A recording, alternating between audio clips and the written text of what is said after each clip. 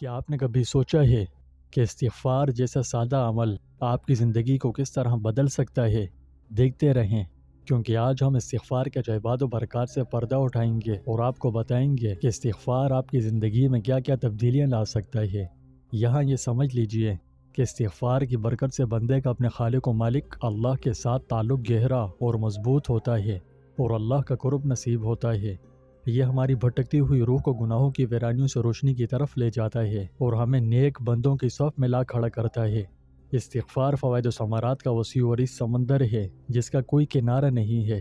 اس میں زندگیوں کو بدلنے والی حیرت انگیز برکتیں ہیں۔ جو اس کی اہمیت کو سمجھ کر اسے اپنی زندگی میں شامل کر لے تو اس کی زندگی میں انقلاب آ جاتا ہے۔ استغفار خود کی دریافت کا سفر ہے، ایسا سفر جو انسان کو کامیابی کی بلندیوں پر لے جاتا ہے۔ تو کیا آپ خود کی زندگی بدلنے اور روحانی ترقی کے سفر پر چلنے کے لیے تیار ہیں؟ پھر آئیے شروع کرتے ہیں۔ استغفار اسلام میں بہت اہمیت رکھتا ہے۔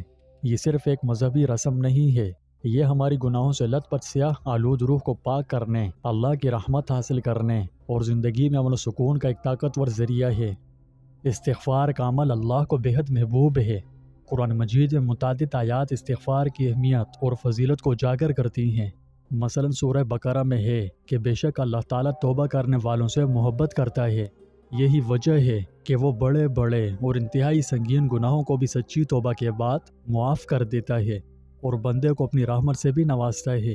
اس کی بہترین وضاحت کے لیے یہ مختصر سی تشریح سماعت فرمائیں۔ استغفار کے لفظی معنی ہے ستر چھپانا یا ڈھانپنا یا پردہ ڈالنا، جبکہ شرعی اعتبار سے استغفار کے معنی ہے اللہ رب العزت سے بخشش مانگنا، اپنے گناہ کی معافی مانگنا، توبہ کرنا، مغفرت چاہنا، اور توبہ کلمہ توب سے لیا گیا ہے۔ اس کے معنی ہے رجوع کرنا، واپس آنا یا لوٹنا وغیرہ، جبکہ شرعی اعتبار سے توبہ کا مطلب ہوتا ہے اپنے کیے گئے گناہ پر پشیمان و شرمندہ ہونا اور رجوع کرنا گناہوں سے طاعت کی طرف۔ سرزد ہونے والے گناہ پر اگر انسان کی شرمندگی و ندامت خوف الہی کے باعث ہے تو توبہ درست ہوگی، اور اگر غیر اللہ کے ڈر یا کسی ضرر رسانی یعنی جسمانی اور روحانی اذیت اور تکلیف یا رتبہ و مال میں زوال کے خدشات وغیرہ کے خوف سے ہے تو ایسی توبہ در حقیقت توبہ نہیں ہے۔ جب گناہ کرنے والا گناہ ترک کر کے اللہ جل جلالہ کی طرف رجوع کرے اور خلوص نیت کے ساتھ شرمساری و ندامت کا اظہار کرے تو یہی حقیقی توبہ کہلاتی ہے۔ تو جب اللہ سبحانہ و تعالی کسی مجرم و خطا کار کو اپنی مغفرت سے نواز دے تو حقیقت میں اللہ رب العزت نے اس انسان کے جرم کو اپنی رحمت سے ڈھانپ لیا۔ اس کے جرم و خطا پر سزا دینے کے بجائے اس پر اپنے رحم و کرم کا پردہ ڈال دیا اور اس کے نام اعمال میں اس جرم کو شمار نہ کرتے ہوئے اسے یوں مٹا دیا جیسے وہ جرم و خطا اس سے سرزد ہی نہ ہوئے ہوں۔ اب بات ہو ہی رہی ہے تو یہ بھی جان لیجئے کہ توبہ اور استغفار باہم ساتھ ساتھ ہونے کے باوجود جدا جدا ہیں، یعنی توبہ اور چیز ہے اور استغفار اور شے۔ جیسے کہ ارشاد باری تعالیٰ ہے کہ گناہ بخشواؤ اپنے رب سے، پھر رجوع کرو اس کی طرف۔ اس آیت مبارکہ سے معلوم ہوا کہ اگر استغفار اور توبہ ایک ہی ہوتے تو اللہ تعالیٰ دونوں کو یوں الگ الگ بیان نہ فرماتے۔ ایک حدیث مبارکہ میں آتا ہے کہ گناہ پر پشیمان ہونا توبہ ہے، یعنی توبہ ندامت اور شرمندگی کا نام ہے۔ توبہ کی ایک شرط یہ بھی ہے کہ جس گناہ میں مبتلا ہے اس گناہ کو ترک کر دے۔ استغفار کا تعلق زبان سے ہے۔ گناہ کا ارتکاب کرنے والا اپنی زبان کے ذریعے رب العالمین سے بخشش و مغفرت مانگتا ہے، یعنی استغفار پڑھتا ہے استغفر اللہ کہہ کر۔ استغفار کرنا اصل میں وہ راستہ ہے جو انسان کو توبہ کی طرف لے جاتا ہے۔ توبہ کا تعلق انسان کے دل سے ہے، کیونکہ انسان اگر واقعی اپنے کسی گناہ پر نادم اور شرمندہ ہے تو پھر اس کا اپنے خالق حقیقی کی طرف رجوع کرنا اور آئندہ اس گناہ میں ملوث نہ ہونے کا عہد کرنا دل سے ہی ممکن ہوگا۔ حضور اقدس صلی اللہ علیہ وسلم نے ارشاد فرمایا کہ جب کوئی گناہ سرزد ہو جائے تو استغفار کی کثرت کیا کرو۔ مجھے قسم ہے اس خدائے پاک کی کہ جس کے قبضے میں محمد کی جان ہے، استغفار گناہوں کو اس طرح جلا ڈالتا ہے جیسے کہ آگ سوکھی ہوئی لکڑی کو۔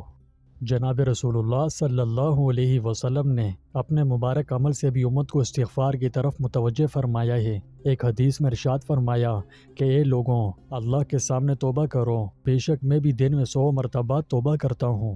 قرآن مجید بار بار ہمیں توبہ کی اہمیت پر زور دیتے ہوئے اپنی کوتاہیوں کو تسلیم کر کے گناہوں کی معافی مانگنے کا حکم فرماتا ہے۔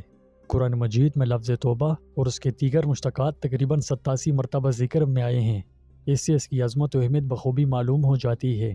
توبہ و استغفار ایسی نعمت ربانی ہے جسے کسی بھی صورت اور کسی بھی قیمت پر نظر انداز نہیں کیا جا سکتا۔ توبہ ایسا نور ہے جو دل کی تاریکی کو دور کرتا ہے۔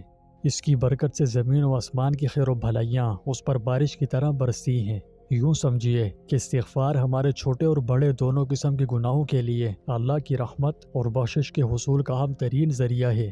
جب ہم استغفار یعنی اللہ سے معافی مانگتے ہیں تو ہم خود کو گناہوں سے پاک کرتے ہیں اور اپنے رب کے قریب ہو جاتے ہیں۔ یہ ایک تبدیلی کا عمل ہے جو ہمیں گناہوں کے بوجھ سے آزاد کرتا ہے۔ ناظرین، اگر آپ چاہتے ہیں کہ استغفار کی تبدیلی کی طاقت آپ کی زندگی میں خوشیوں اور برکتوں اور رحمتوں کے دروازے کھولے تو پھر اسے اپنی زندگی میں ایک مستقل عمل بنا لیں۔ توبہ و استغفار کو اپنے اوپر لازم کر لیں اور زیادہ سے زیادہ اس کی پابندی کریں۔